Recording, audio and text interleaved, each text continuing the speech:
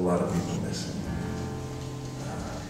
And needless to say, being in the same car wreck, I got pretty boogered up too myself, you know.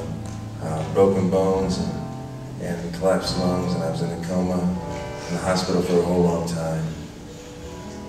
The therapy recovery process was a long, ongoing one, when a whole lot of fear and doubt and questions arose within me as to what was going on.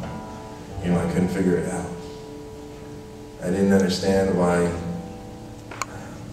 Rich had been taken.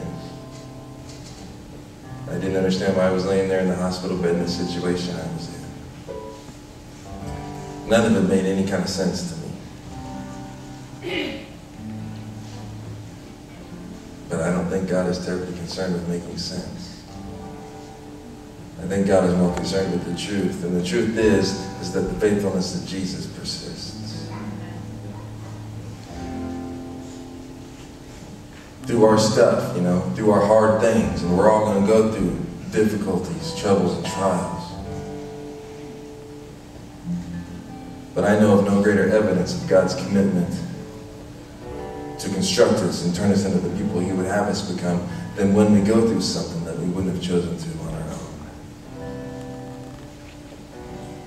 Yes, the faithfulness of Jesus persists. But I can't stand up here and talk to you like I got this great grasp on the faithfulness of God.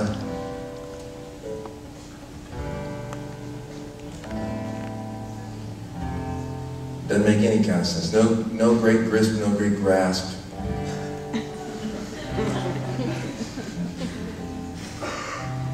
There's a vast, wide, huge thing that escapes my mind most often. But I do hang on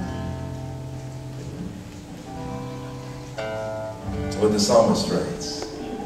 He says, Lord, your faithfulness is more consistent, it's more constant than the very rising of the sun. I can get with that. For I've never known the sun not to rise. So there are cloudy days, you know. There are times when we can't see the sun. Does that change the fact that the sun has come up?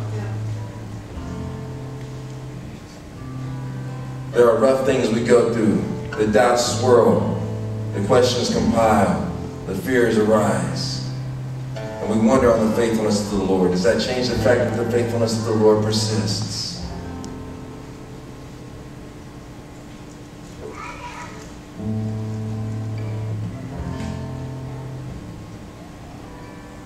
Always remember, always take every opportunity to be reminded. Like when you're driving early in the morning before, you know, it's dawn still. Before dawn is hit, it's dark out. You're driving up over that hill, you're coming around that curve, and there's the sun.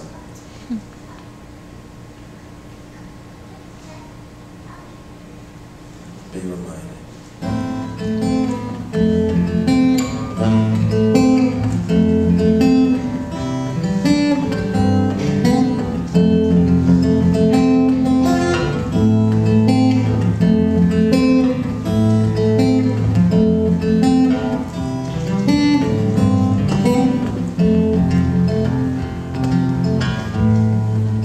Through a dry and thirsty land, water from the canyon high.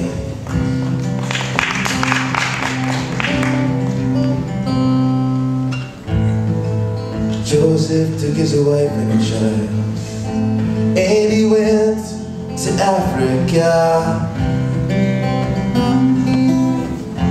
to escape the rage of a deadly king.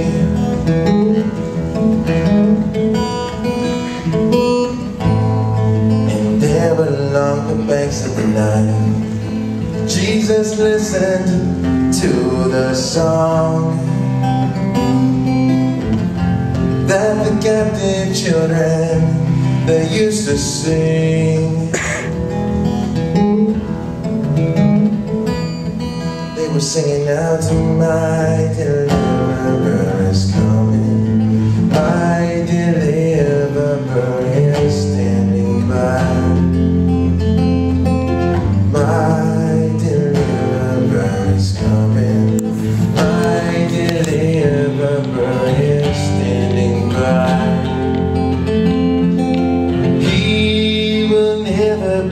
his promise, he has written it on the sky.